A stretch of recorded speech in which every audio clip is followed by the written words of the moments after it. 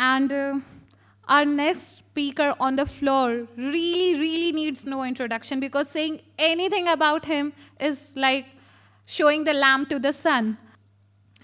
His role in exposing the 2G spectrum case is very well known.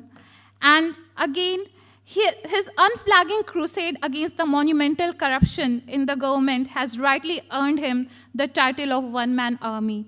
So I would really like to welcome Dr. Subramaniam Swamy to take over the stage and address the gathering. तो मैं भी हिंदी में बोलूं?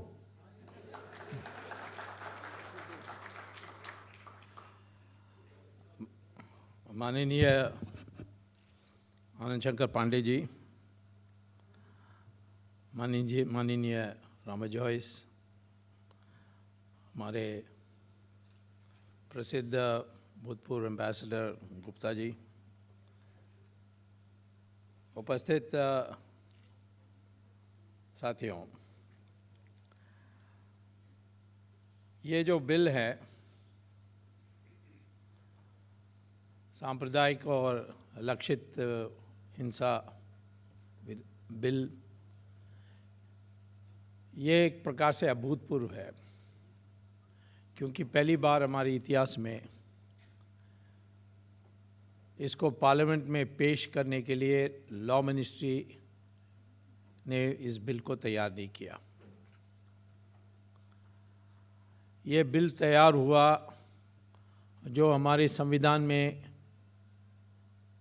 कहीं उसका उल्लेख नहीं है, नेशनल एडवाइजरी काउंसिल, जो एक प्रधानमंत्री के दस्तखत से बनी है और एक काउंसिल है जिसमें ऐसे लोग हैं जिनको देश में कोई पहचानता नहीं है, और जो लोग उनको बारे जानते हैं कि ये खुद बड़े सांप्रदायिक लोग हैं। मैं आपसे ये कहना चाहता हूँ कि ये बिल तो कभी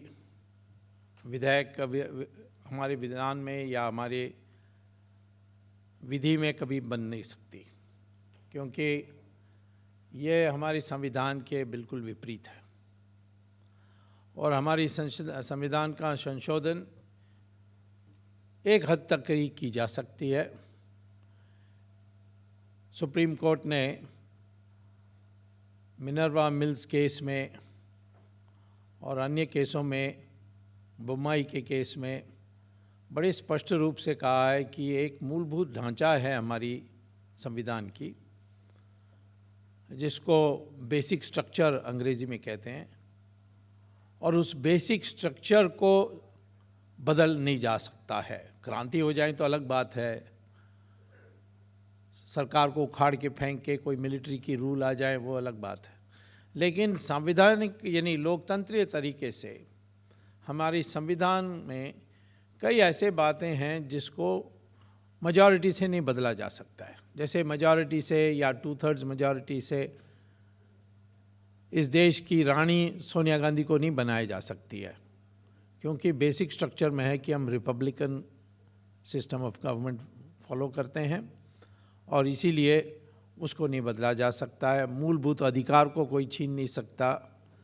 तो इस तरीके से एक बेसिक स्ट्रक्चर, एक ढांचा है संविधान का, जिसको हम कह सकते हैं हड्डी है, और वे बाकी जो हैं सब उसकी मांस है।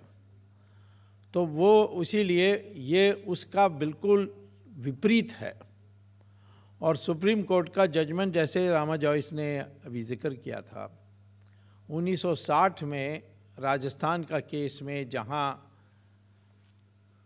सरकार ने फाइन किया सिर्फ एक कम्युनिटी को, तो कोर्ट ने कहा कि हमारे संविधान में एक कम्युनिटी को टारगेट करना अवैध है और संविधान का विरोध है, और इसीलिए उसी के आधार पर कभी ये बिल पास होगी तो हमें आनंद होगा सुप्रीम कोर्ट में जाकर इसको संपूर्ण रूप से ध्वस्त करना। लेकिन हम तो इस बिल का इसीलिए विरोध कर रहे हैं कि जो मंशा काम कर रही है इसके पीछे, वो मंशा को समझना चाहिए। हम लोग अपनी शक्ति को नहीं समझते, हमारी संख्या को नहीं समझते। जब मंशा नहीं है तो ये सारी बेकार है। 1000 बकरी खड़े हैं एक जगह में, एक शेर आएगा तो संख्या तो बकरी के साथ है, लेकिन भागेगा बकरी और उसका पीछा करेगा शेर और अपना लंच और डिनर भी पूरा करेगा उसमें। इकट्ठे होकर के इस शेर का क्या मुकाबला करना, ये कभी सोच नहीं सकते, क्योंकि उनका मंशा ऐसा बना नहीं है। वैसे ही शक्ति भी पर्याप्त नहीं है जब मंशा नहीं है। सर्कस में 5 सिंह होंगे और उसके वो पिंजड़े के अंदर होंगे, और जब ये एक दुबला पतला रिंग मास्टर जाएगा और उनको हुक्म देगा, ऊपर चढ़ो, मेज पर चढ़ो, सीढ़ी पर चढ़ो, वो आज्ञा मानते हैं। एक एक सिंह वहाँ इतनी शक्तिशाली है कि अपने पंजे से इस रिंग मास्टर को मारे तो वो मर जाएगा। दांत से काटने की बात छोड़िए, बट पंजे से ही काफ़ी हो जाएगा। लेकिन वो आज्ञा मानते हैं, क्योंकि बचपन से जब पैदा हुए हैं उस समय से इसको पाला ऐसा कि उसका मंशा ऐसा बनाए जाए। और इसीलिए शक्ति, महाशक्ति होने के बाद, बहुत शक्ति होने के बाद भी ये जो सिंह है ये मानती है। मुझे कभी कभी पूछते हैं कि मनमोहन सिंह क्यों इतना दबता है जब प्रधानमंत्री के पद में इतनी शक्ति है। वो भी सर्कस का सिंह है, वो असली सिंह नहीं है। और रिंग मास्टर ये इटालियन औरत है। तो ताकत होने के बाद भी, शक्ति होने के बाद भी, तो ये मंशा बहुत महत्वपूर्ण है। और हमारी जो मंशा तैयार की जा रही है, अंग्रेज़ों ने किया, अंग्रेजी शिक्षा से झूठे झूठे इतिहास लिख करके, और उससे ये सारा आज मंशा को कैसे तैयार करें कि ताकि आखिर में आप हताश हो जाएं, क्रिश्चियन बन जाएं, मुसलमान भी बन जाएं। ये इसके पीछे मंशा है, और इसीलिए इसको डट के विरोध करना है। बिल तो आएगा नहीं, लेकिन इस तरीके से धीरे धीरे धीरे आपको तैयार की जा रही है। और कभी आप कमज़ोर पड़ जाएं तो ये बिल आ जाएगी, और बिल पार्लियामेंट में पास होना, उसके बाद ही इसको क्रियान्वित करना, ये आवश्यकता नहीं है, क्योंकि हमारे संविधान में एक अध्यादेश जारी करने के लिए अधिकार होती है, और 6 महीने के बाद वो पार्लियामेंट में पास हो सकती है। और यदि एक बार ये इसको अध्यादेश में लाए, 6 महीने के लिए खूब करेंगे, उस तक हो सकता है आपका हौसला भी टूट जाए और पार्लियामेंट में भी पास हो जाए। तो इसीलिए मैं आपसे ये कहना चाहता हूँ कि हमें जागरूक रहना है, और हमें आज से तैयार होनी चाहिए। इसकी बुराई करना, इसके लिए कदम उठाना, ये करना है। अब इसकी जो धाराएं हैं, इसकी तो बहुत स्पष्टीकरण दी गई है। दोनों माननीय रामा जॉयस और हमारे भूतपूर्व एम्बेसडर ने बड़े विस्तार से आपको बताई है, और आप देख सकते हैं। पहला है जो ये शुरुआत होती है कि समाज 2 हिस्से में बटा है। एक है हिंदू, जिसको वो हिंदू नहीं कहते हैं, मेजॉरिटी कहते हैं, और मेजॉरिटी कश्मीर में नहीं लागू होगी, जिला में नहीं लागू होगी, लेकिन प्रांत में होगी, देश में होगी। तो उस परिभाषा में मेजॉरिटी हिंदू ही है और कोई नहीं है। और दूसरा है एक ग्रुप कहते हैं, उस ग्रुप में मुसलमान है, क्रिश्चियन है, उसमें उन्होंने जानबूझकर शेड्यूल कास्ट और शेड्यूल ट्राइब को भी जोड़ दिया है। और वो कहते हैं कि इस ग्रुप जो है, जब भी कोई हिंसा होगी इस ग्रुप के विरुद्ध में हुआ या इस ग्रुप में किसी को चोट आया, उसी को देखेंगे। मेजॉरिटी को कोई चोट आए, बलात्कार होए, हत्या होए, इस बिल से कोई कार्रवाई नहीं कर सकते। ये जब विधान में आ जाएगा ये हमारे कानून बन जाएगी तो इस कानून का प्रयोग नहीं हो सकेगा। तो इसी प्रकार से जैसे बताया गया, गुप्ता जी ने बताया, आर्टिकल 70, 71, 72 या सेक्शन 70, 71, 72 उसमें लिखा है कि एक मुसलमान पुलिस स्टेशन जाकर के कंप्लेंट देता है तो पुलिस का जिम्मेदारी क्या है? जिम्मेदारी है कि इस कंप्लेंट को रजिस्टर करना है एफआईआर में और ये मानकर चलना है कि ये सत्य है, और बाद में इन्वेस्टिगेशन में पता लगे तो बदला जा सकता है। कॉग्नाइजेबल ऑफेंस में तो पुलिस ही गिरफ्तारी कर सकती है, आपको कोर्ट की जरूरत नहीं। ये भयंकर है। उसी प्रकार से ये माना जाएगा कि जैसे आज मैं आपको भाषण दे रहा हूं, यहां से निकल के आप जाकर अपने मोहल्ले में किसी मुसलमान को थप्पड़ मार दो या कुछ उसको जख्म कर दो, तो ये माना जाएगा कि मैं भी उस आपको उत्साहित किया है और मेरे उत्साह, आप हमसे उत्तेजित होकर हमारी भाषण को सुनकर आपने जाकर ये किया है। बाद में हमें सफाई देना होगा, वो छोड़ सकते हैं, परंतु वो लंबा चलेगा। तो इसीलिए ये एक दूसरी बात है कि आप कोई एक आपके ग्रुप से जाकर हिंसा करेगा तो सारा ग्रुप का जो नेतृत्व है वो भी दोषी है, ये माना जाएगा। कोई प्रवचन कर रहा है साधु, और ये ज़्यादातर मैं बता रहा हूँ ये साधु को निशाना के में है, हम लोगों को कम है उसमें, हमारे लिए तो दूसरे धाराएं हैं।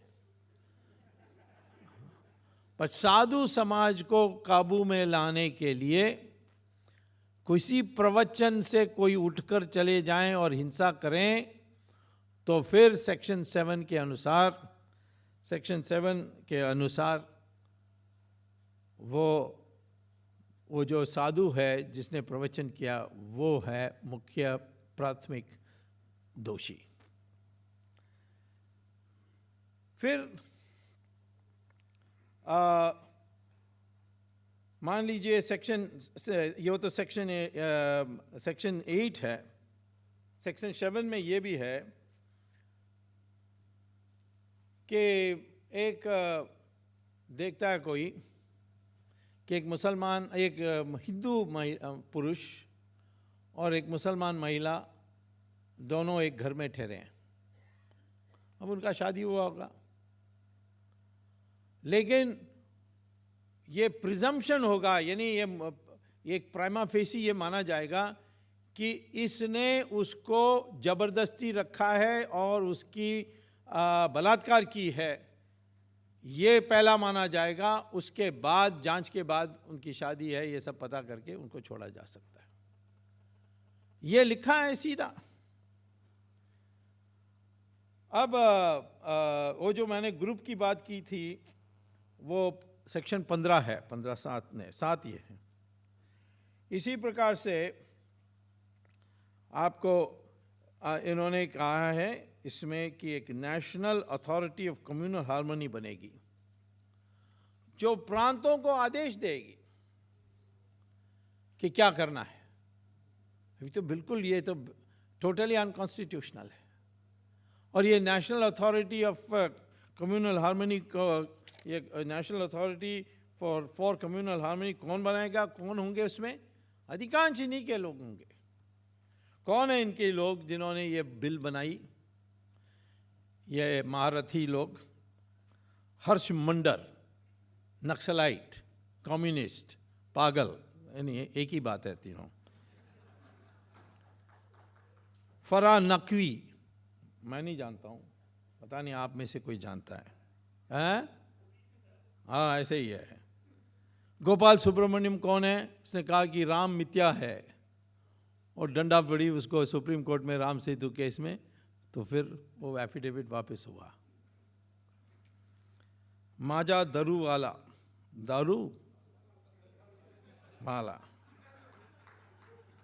नजमी वजीरी, PL जोस, प्रसाद सिरीवेल्ला, तीस्ता सेटलवाड, इसका नाम कहीं सुना है मैंने, बहुत सच बोलने वाली है, मैंने सुना है। उषा रामनाथन, वृंदा ग्रोवर, ऐसे लोग उसमें हैं। यह है ड्राफ्टिंग कमेटी। इनमें से कोई मशहूर वकील नहीं है, कोई ज्ञानी नहीं है, कोई किसी ने एक संविधान में पुस्तक लिखा है, नहीं है। इनका एक ही क्वालिफिकेशन है, सब सोनिया गांधी के चमचे हैं, बस, इससे ज़्यादा नहीं है।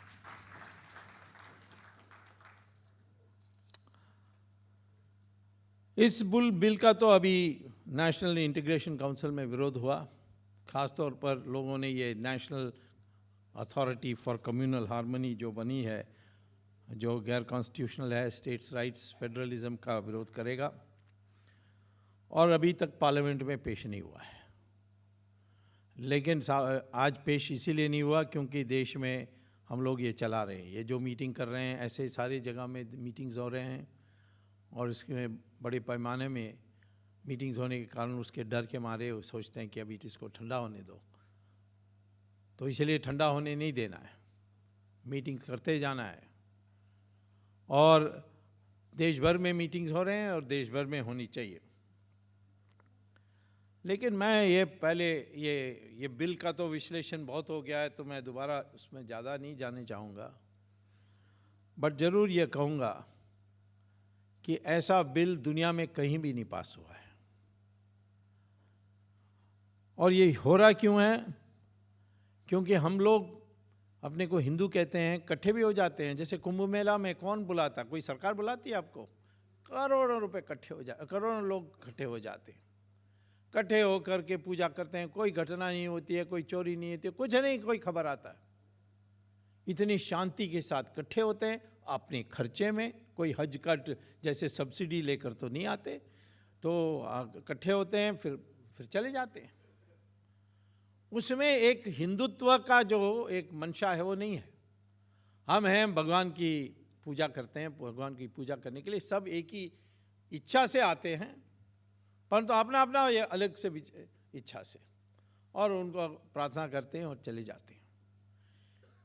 ये जो हमारी एक आज हिंदुत्व की मंशा नहीं बनी है हिंदुओं में, यही है पीछे, इसके पीछे।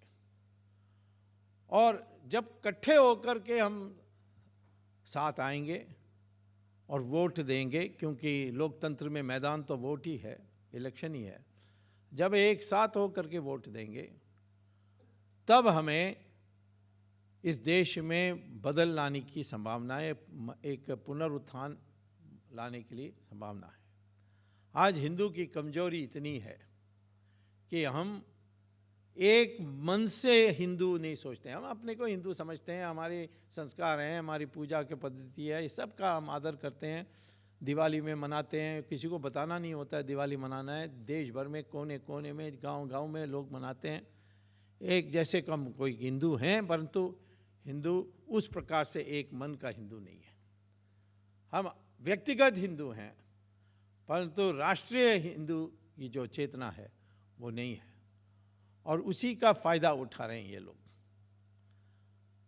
मुसलमान इकट्ठा वोट डालता है, क्रिश्चियन इकट्ठा वोट डालता है, हिंदू इकट्ठा वोट डालने के लिए कहेंगे तो कहते हैं कम्युनल है। तो ये हमें एक मंशा पैदा करने के लिए तैयार कर रहे हैं कि हम किसी बात पर इकट्ठे ना हो, हिंदू का नाम लेने के लिए हमें शर्म आए। और कई ऐसे संगठन भी हैं जो अपने को हिंदू कहने के लिए भी तैयार नहीं है, यद्यपि उनका सारा भाषण प्रवचन सब हिंदू के नाम पर है। तो मैं आपसे ये पूछना चाहता हूँ कि हमें जरा इस पर सोचें। ये हमारी इतिहास नहीं है। ये कोई लोग कहते हैं देखो हम तो पिटते आए हैं, इसलिए पिटते आए हैं कि हम बिखरे हुए थे, ऐसा नहीं है।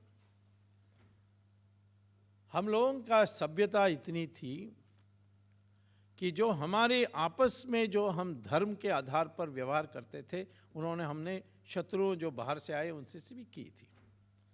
हमारी धर्म थी कि कोई भी युद्ध सूर्य उदय होने के पहले शुरू नहीं होगी, और जैसे सूर्य के अस्त होगा वापस युद्ध विराम, और वापस तंबू में रात को सो, और सुबह फिर आना। आप जानते हैं ऐसे ही होता था। खेत में लड़ाई नहीं होगी, जहाँ जनसंख्या है, जहाँ गांव है, वहाँ नहीं होगी, खुला मैदान में होगी जंग, लड़ाई होगी, युद्ध होगी खुले मैदान में, कुरुक्षेत्र जैसा। रावण भी जब युद्ध किया तो किला से बाहर निकला राम से युद्ध करने के लिए। ये नहीं कहा कि किला के अंदर आकर दिखाओ, जैसे यूरोप में होता था, किला के अंदर जाना पड़ता था। तो खुले आम आता। और तीसरा, हारने के बाद माफ़ी मांगोगे तो सब लौटा करके उसको सम्मानपूर्वक विदा करना। और पृथ्वीराज चौहान ने मोहम्मद गौरी को कितने बार माफ़ किया? 16 बार। एक बार से ज़्यादा नहीं होना चाहिए था। ये तो पृथ्वीराज चौहान की मूर्खता थी। परंतु ये सारे नियम जो बने थे, ये हमारे देश के आपस में जब लड़ाई होती थी, हम इस नियम का पालन करते थे। एक बार वचन दे दिया कि मैंने गलत किया, क्षमा मांग लिया, तो दोबारा नहीं आना है। परंतु गौरी उस संस्कृति का था ही नहीं। वो रात को आया, शहरों में, नगरों में घुसा, तो इसके लिए हम तैयार नहीं थे।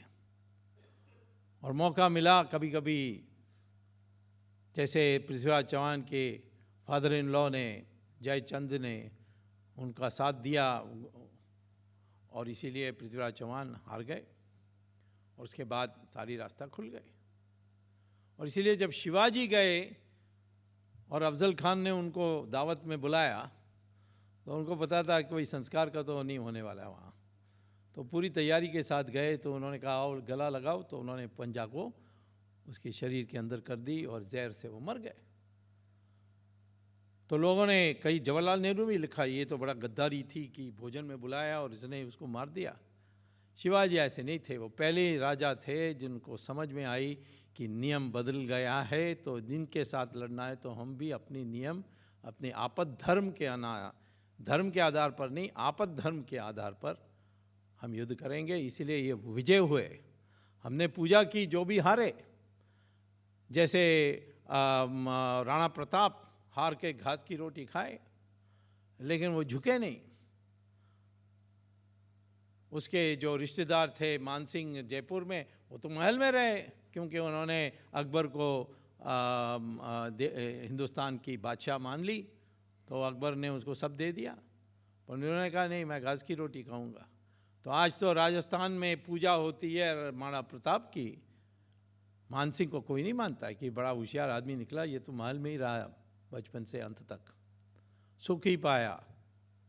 ऐसा हम नहीं सोचते। वैसे ही रानी झांसी, सुभाष चंद्र बोस, दक्षिण में रानी चेन्नम्मा कर्नाटक में, और तमिलनाडु में कट्टबोमन, जिनको अंग्रेज़ों ने फांसी दिया था, और राजा था, उसको फांसी दिया चौराहे में, लेकिन उसी की पूजा होती है। तो हमारे देश में हम लोगों ने कभी नहीं भूला, जो साहस के साथ हारे भले परंतु हिले नहीं, झुके नहीं, ऐसे लोगों को हमने पूजा की। हमें कई नियम, नए नियमों का सीखना होगा, क्योंकि ये जो विदेशी आ रहे हैं आज, ये नए तरीके से आपके साथ लड़ रहे हैं, आपके दिमाग में घुस रहे हैं। अब वो युद्ध नहीं होगा कि बड़ी सेना आएगी, सीमा पार करेगी, ये तो दिमाग में करेंगे, नए नए तरीके से आपको कंट्रोल करेंगे। आज हमारे कई मंत्री के कंट्रोल पाकिस्तान के हाथ में है। क्यों? क्योंकि वो हवाला के ज़रिए पैसा भेजते हैं। 2G का पैसा ऐसे ही गया है, दुबई जाती है, दुबई में से वहाँ से वो फिर ट्रांसफ़र होती है डॉलर में अकाउंट में। और दुबई में आप कोई फाइनेंशियल काम नहीं कर सकते जब तक ISI को आप दक्षिणा नहीं दोगे। तो ये सारे हवाले वाले उनको बताते हैं कौन सा मिनिस्टर का कितना अकाउंट, कितने पैसा हम जमा कर रहे हैं, सारे इनके पास हैं। और इसीलिए ये रोना कि अफजल, ये क्या अफजल गुरु, उसको अभी तक फांसी क्यों नहीं दिया? किसी मंत्री को हिम्मत है उसको फांसी देने के लिए? उसका बैंक अकाउंट पेपर में आ जाएगा तो बर्बाद हो जाएगा, इसलिए नहीं करेगा। कसाब चिकन तंदूरी खा के, कसाब खुद कहता है कि इतना सुखी जीवन मैंने पाकिस्तान में कभी नहीं पाया था जो इंडिया के जेल में मुझे मिल रहा है। तो ये सारी ब्लैकमेल हो रहे हैं। तो ये नया तरीका है काउंटरफीट करेंसी से, और आज हमारे दिमाग में ये तैयार की जा रही है कि हमारी इतिहास ऐसी है, ये ऐसे ही है, ये तो एक देश कभी नहीं था, अंग्रेज़ों ने इसको साथ बनाया, उसके संदर्भ में है। और इसमें आप देखिए मुसलमान का दिमाग साफ है, और इसीलिए मुसलमान को दोष देने की कोई ज़रूरत नहीं। ये कमजोरी हमारे में है। जिस दिन हिंदू इकट्ठा हो जाएगा, मुसलमान भी ठीक हो जाएगा हमारे देश में। हमारी मजबूरी, हमारी कमजोरी है हिंदू में एकता ना होने का। अब देखिए मुसलमान इतनी उसके दिमाग साफ है कि सऊदी अरेबिया में वो आपको मंदिर नहीं बनाने देगा, वो आपको दिवाली घर के अंदर नहीं मनाने देगा, वो आपको नौकरी में जाते समय रामचंद्र जी का फोटो रखने नहीं देगा पॉकेट में। और यदि आप अभी किसी का, मैंने सुना है कि किसी को ये बड़ा हल्ला हो गया है कलकत्ता में कि किसी ने दिखाया किसी क्रिकेटर का रामचंद्र के रूप में, या ये जो विराट कोहली को रामचंद्र के रूप में, और मुसलमान उसको नमस्ते कर रहे हैं, तो उसमें दंगा हो गए कलकत्ता में कल। तो वो वहाँ तो वो आपको, आप अल्पमत में हैं, वो बहुमत में हैं, वो राज कर रहे हैं, तो आपको बिल्कुल नहीं, आप मंदिर नहीं बना सकते। कोई मंदिर है सऊदी अरेबिया में? आपको आप दिवाली नहीं मना सकते, अब रामचंद्र जी का फोटो पॉकेट में नहीं रख सकते। और हमारे देश में वो मस्जिद बनाएंगे, सारे त्यौहार करेंगे। हैदराबाद में कहेंगे रामनवमी भी नहीं कर सकते हैं, और पुलिस भी उनका साथ दिया क्योंकि गवर्नमेंट ने साथ दिया। तो यह हमारे देश में जहाँ भी वो माइनॉरिटी में है, वो जो मांगते हैं, जब वो मेजॉरिटी में आएंगे वो नहीं देंगे आपको। तो ये उनका दिमाग साफ है, माइनॉरिटी में मांगते रहो और मेजॉरिटी में मत दो कुछ जो माइनॉरिटी मांगे। माइनॉरिटी को दबा दो, मरा दो, काट दो, धमका दो, जो भी करना है करो। तो इनके दिमाग साफ होने के कारण हमें समझना चाहिए।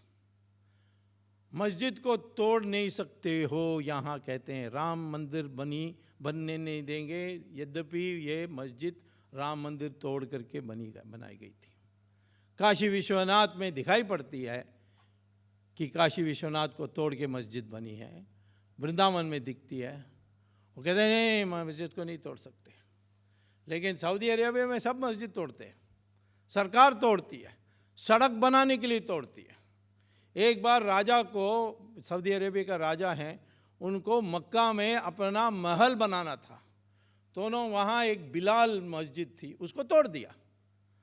अब कई लोगों ने कहा कि कम से कम इसको नहीं तोड़ना चाहिए था, क्योंकि ये बिलाल मस्जिद वो मस्जिद है जहाँ मोहम्मद नमाज पढ़ता था, तो कम से कम इसको छोड़ देते।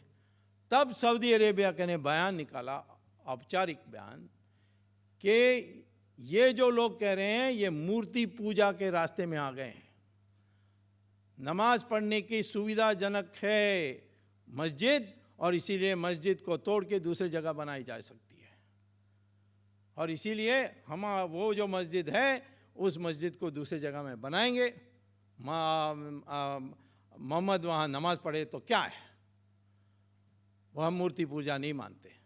और जिन्होंने महल बनाया, हमारे देश में कितने मस्जिद सड़क के बीच में हैं, उसको हटाने को हिम्मत है? पाकिस्तान का भी ऐसे ही होता है, वो मस्जिद को तोड़ते हैं। ये मुशर्रफ ने तो 6 मस्जिद एक दिन तोड़ दी थी सड़क बनाने के लिए। तो हमारे देश में वो कहेंगे नहीं मस्जिद नहीं तोड़ सकते, परंतु जहाँ वो मेजॉरिटी में है वहाँ मस्जिद तोड़ सकते हैं।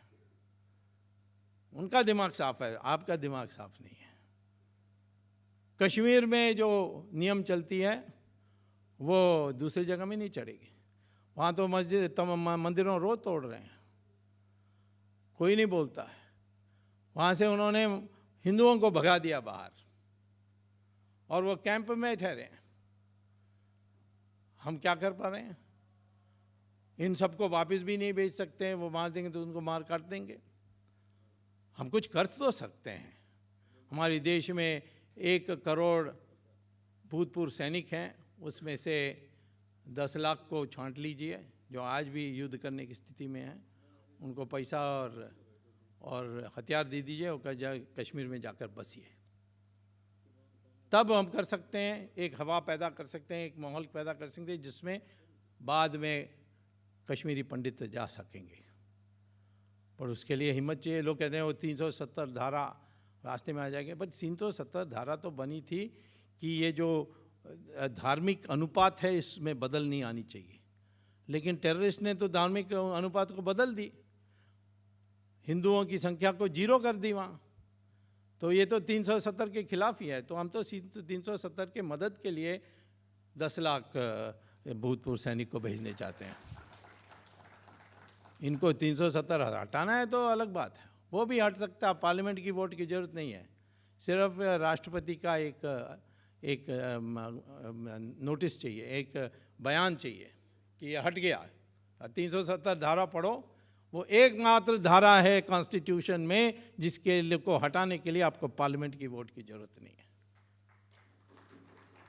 मैक्सिमम आप कह सकते हैं कि गवर्नर से सलाह कर लो, और गवर्नर तो आप ही अपॉइंट करते हैं। आप अच्छे आदमी को, हमारे रामा जोइस को दोबारा गवर्नर बना दो कश्मीर का। तो ये सारी चीज़ें मंशा के सवाल है। मैं मुसलमान को इसीलिए दोष नहीं देता हूं कि जब आप इतनी कंफ्यूजन में हो, वो क्यों आपकी बात माने। ऑस्ट्रेलिया में एक दिन वहाँ एक इमाम ने कह दिया कि ऑस्ट्रेलिया का यूनिफॉर्म सिविल कोड हमारे मुसलमान के लिए अच्छा नहीं है, हमें शरिया चाहिए। तो ऑस्ट्रेलिया का प्राइम मिनिस्टर एक महिला है, उसने कहा कि आपको शरिया चाहिए तो दूसरा देश ढूंढो, ऑस्ट्रेलिया में नहीं मिलने वाली है। तो उसी के दूसरा दिन में सारे मुसलमान के एसोसिएशंस ने प्रस्ताव पास किया कि ये मुल्ला पागल है, हमें यूनिफॉर्म सिविल कोड बहुत पसंद है, हम उसी को मानेंगे। अमेरिका में भी यूनिफॉर्म सिविल कोड है, हिंदुस्तान में नहीं है, क्योंकि वो जानते हैं कि हमारी मेजॉरिटी पिलपिला है और अमेरिका और ऑस्ट्रेलिया की जो मेजॉरिटी है वो मजबूत है, एक साथ वोट करने वाली है और वो पीट देगी। अमेरिका के न्यूयॉर्क टावर्स को बम किया, वो अफ़गानिस्तान से आए, कोई सबूत वबूत अमेरिका ने नहीं दिया, जाकर अमेरिका अफ़गानिस्तान को कब्जा कर लिया। हमारे यहाँ इतने कैंप्स हैं पड़े हुए हैं, उसको बमबारी करनी चाहिए हमारी एयरफोर्स से, परंतु हमारे मंत्री को कहीं अकाउंट बाहर निकल जाएगा स्विट्ज़रलैंड का, वो डर के मारे वो मरे हैं। तो इस परिस्थिति में आपको यही सोचना है कि आज समस्या है हमारी मंशा का, और उस मंशा पर प्रहार हो रही है। ये उस मंशा, इस मंशा को बदल के आज एक विराट हिंदू बनने की आवश्यकता है। जिस दिन आप विराट हिंदू बनेंगे, मैं नहीं कह रहा हूँ कि कोई हिंसा करनी चाहिए, आपकी संख्या पर्याप्त है। जैसे आपकी संख्या की एकता हो गई है, सब इकट्ठे हो गए हैं, इकट्ठे होकर वोट डालेंगे तो पहला हिंदू सामने आएगा मुलायम सिंह यादव। वो कहेगा मैं भी हिंदू, मैं धोती कुर्ता पहनता हूँ, रोज़ हनुमान का पूजा करता हूँ। ये सारी बातें सही भी है, वो धोती कुर्ता पहनता है और वो हनुमान का पूजा सुबह करता है, और जब आपको वो देखता है कि आप हिलने वाले नहीं हैं, वो आपको रास्ता भी दे देगा। मैं जब मंत्री था, लॉ मिनिस्ट्री मेरे हाथ में थी, तब मेरे कमरे में आए थे एक सेशंस के जज, जिसका नाम था पांडे। उसने कहा मैं आपके पास आया हूँ क्योंकि मेरे साथ अन्याय हुआ है। मैंने कहा क्या अन्याय हुआ? उसने कहा कि मुझे हाई कोर्ट बनने की चांस आई थी और वीपी सिंह सरकार ने मुझे मेरा नाम काट दिया। मैंने कहा क्यों काटा? तो उन्होंने कहा क्योंकि मैं फैज़ाबाद का सेशंस जज हूँ और मैंने ताला खोलने की आदेश दी, उस कारण से नहीं दिया। मुझे विश्वास नहीं हुआ तो मैंने फ़ाइल मंगवाया तो देखा वीपी सिंह की लिखी हुई है कि इस आदमी को कतई नहीं बनाना है क्योंकि इसने बाबरी मस्जिद का ताला खोलने की आदेश दी। कांग्रेस को पसंद नहीं है मेरी बात, मुझे लगता है ये एनडीएमसी उन्हीं का है। तो फिर मैंने कहा कि उसको अच्छा तुम्हारे साथ अन्याय हुआ है, परंतु मेरी समस्या है कि हमारी जो चंद्रशेखर के प्रधानमंत्री थे, ये सरकार के मुख्यमंत्री जो उत्तर प्रदेश का है वो तो मुलायम सिंह है, तो मुझे उससे सलाह तो करनी पड़ेगी। तो मैंने मुलायम सिंह को फ़ोन किया। मैंने कहा मुलायम सिंह, मैं फ़ोन कर रहा हूँ आपको सूचना देने के लिए आपके से सलाह लेने के लिए नहीं। तो उन्होंने कहा क्या सोच रहा है? मैंने कहा वो फैज़ाबाद का जो सेशन जज है उसको मैं हाई कोर्ट जज बनाने वाला हूँ। तो उन्होंने कहा ओ ये वो पांडे? मैंने कहा हाँ वो पांडे। उसने ताला खोलने के आदेश दी? मैंने कहा दी। अरे मेरा नाक कट जाएगा, मेरे बेइज्जती हो जाएगी, मत करिए, मैं ये कभी नहीं मान सकता। तो मैंने कहा मैंने कभी आपकी सलाह मांगने के लिए फ़ोन नहीं किया, मैंने सिर्फ आपको सूचना देने के लिए, ताकि अखबार से ना आपको पता लगे, मैं पहले बता रहा हूँ कि इसको जज बना रहा हूँ। तो फिर उन्होंने कहा अच्छा आपका दिमाग बन गई है तो फाइल मुझे भेज दो और मैं आपके लिए रास्ता ढूंढ दूँगा। तो उसने फाइल मुझे भेजा, उसमें लिखा कि पांडे निष्कपट ईमानदार ज्ञानी व्यक्ति हैं, लेकिन क्योंकि उसने ताला खोलने के आदेश दी इसीलिए उसको कतई नहीं बनाना। तो मैंने बना दिया। बाद में ये आज़म खान सब चिढ़ गए मुझसे। तो मैंने कहा मैं क्या करूं, ये मुलायम सिंह कहता है कि ये बेईमान है, चोर है, बदमाश है, मैं नहीं इसको जज बनाता। तो कहता है कि ये ईमानदार है, निष्कपट है, ये ज्ञानी है, और उसकी जजमेंट नहीं पसंद आई इसीलिए मैं नहीं जज बनाऊंगा। तो मैंने पांडे को जज बनाया और मध्य प्रदेश में मैंने कहा कि अब उत्तर प्रदेश में मत रहिए, आप मध्य प्रदेश में जज बनिए। ऐसे ही चाइना के कैलाश को कब्जा करके बैठी है और दरवाज़ा बंद कर दी थी उन्होंने। तब मैं चाइना गया था, तब मोरारजी ने कहा ये कभी नहीं मानेंगे, कम्युनिस्ट है। तो 3 साल के बहस में वो मान ली। मैं आपको कहता हूँ कि जिस दिन आप अपने वसूल पर, अपने मुद्दे पर अडिग रहेंगे, दूसरे लोग आपसे एडजस्ट करेंगे। जिस समय आपका पिलपिला समझौता करने की, लिपा पोती करने की मंशा आ जाएगी, दूसरे लोग आपको धक्का देंगे, आपसे काम लेंगे, आपका काम नहीं करेंगे। तो ये है मंशा जो तैयार होनी चाहिए। जब मैं कहता हूँ विराट, मैं किसी गुंडागर्दी या पीटने का या मारने का, इसकी मैं आपकी कभी सलाह नहीं दे सकता हूँ, क्योंकि आज हमारे देश में लोकतंत्र है। हमारे देश में तानाशाही होती तो ये सब चल सकती थी, फिर तो सुभाष चंद्र बोस सबको बनना पड़ता। लेकिन आज तो लोकतंत्र है और इस लोकतंत्र मेजॉरिटी पर चलती है। हम 83% हैं, इस 83% में 40% इकट्ठा वोट दे देंगे तो आपको तो 2/3 मेजॉरिटी पार्लियामेंट में मिल जाएगी, एक शुद्ध हिंदू सरकार बन सकती है। आपको 50 MP जो निसंकोच आपको हिंदू, अपने को हिंदू कहने के लिए तैयार हैं, तो फिर वो 50 के बिना कोई सरकार चला ही नहीं सकती है, पार्लियामेंट चल ही नहीं सकेगी, 50 से ही चल जाएगी। परंतु वो अपनी दृढ़ता होनी चाहिए। तो ऐसे आज मैं कहूँगा इस बिल के ज़रिए लोगों को तैयार करनी चाहिए। मैं ये कहता हूँ कि इस बिल को लेकर जहाँ जहाँ भी आप हैं वहाँ पुलिस स्टेशन में जाकर एक कंप्लेंट दे दीजिए कि Sonia Gandhi section 153A, 153B, 295A, 5052 में अपराधी है और इसीलिए FIR रजिस्टर करिए। पुलिस को हिम्मत नहीं होगी, वो ना कहेंगे, वो ना लिखित में लेकर आ जाइए।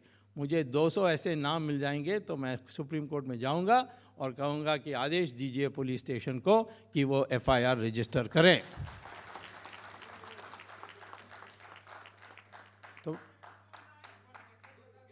जो सेक्शन है पहला 153A, दूसरा सेक्शन है 153B, तीसरा सेक्शन है 295A और चौथा सेक्शन है 505(2). अब 153A और B रखने से पर्याप्त है, ये जरूरी नहीं है कि आप सारा दें, वो बाद में भी जोड़ा जा सकता है। जैसे मैंने राजा को पहले बनाया, अब चिदम्बरम का पीछे पड़ा हूँ, तो ये हमारी क्रिमिनल लॉ में कभी भी जोड़ सकते हैं, जैसे मसला आएगी, जैसे जानकारी आएगी वैसे कर सकते हैं। तो आप एक सेक्शन दे दीजिए या सारा सेक्शन दे दीजिए IPC में, और सिर्फ जा कर के एक तरीके ये मसौदा सोनिया गांधी ने तैयार की है, ये हिंदू की दिल में ठेस पहुंचती है, ये देश में एक अराजकता पैदा करने की साजिश है और इसीलिए हम इनके ऊपर FIR चाहते हैं। तो पुलिस उसको स्वीकार करेगी आपकी चिट्ठी को, और फिर ना आपको लिखना पड़ेगा उनको, और ना लिखने के बाद वो ना मुझे दे दीजिए और मैं उस सबको इकट्ठा लेकर के कोर्ट में जाकर कहूँगा सोनिया गांधी पर के नाम पर एफआईआर दर्ज करिए। तो इसी प्रकार से हम तो इनको चुनौती देते रहेंगे, लेकिन ये सब बेकार होगा जब तक ये आपकी मंशा तैयार नहीं होगी। ये जो हिंदू इकट्ठा होना है, हिंदू विराट होना है, हिंदू कभी हीन भावना नहीं होगी, लिपापोती नहीं होगी, अगर मगर नहीं बोलेगी। ये जब हिंदू खड़ा हो जाएगा, इस देश में किसी को हिम्मत नहीं होगी हमारे साथ खिलवाड़ करने के लिए। तब ही इस देश में हम असली हिंदू राष्ट्र बना सकते हैं, और ऐसे बिल कभी बनाने की किसी को हिम्मत नहीं होगी। ये जो मंशा है बनाने के लिए ऐसे बिल, हमारे देश में जहाँ 83% हिंदू हैं, इस मंशा के विरुद्ध हमारी लड़ाई है। यही मुझे कहना है। धन्यवाद, नमस्कार।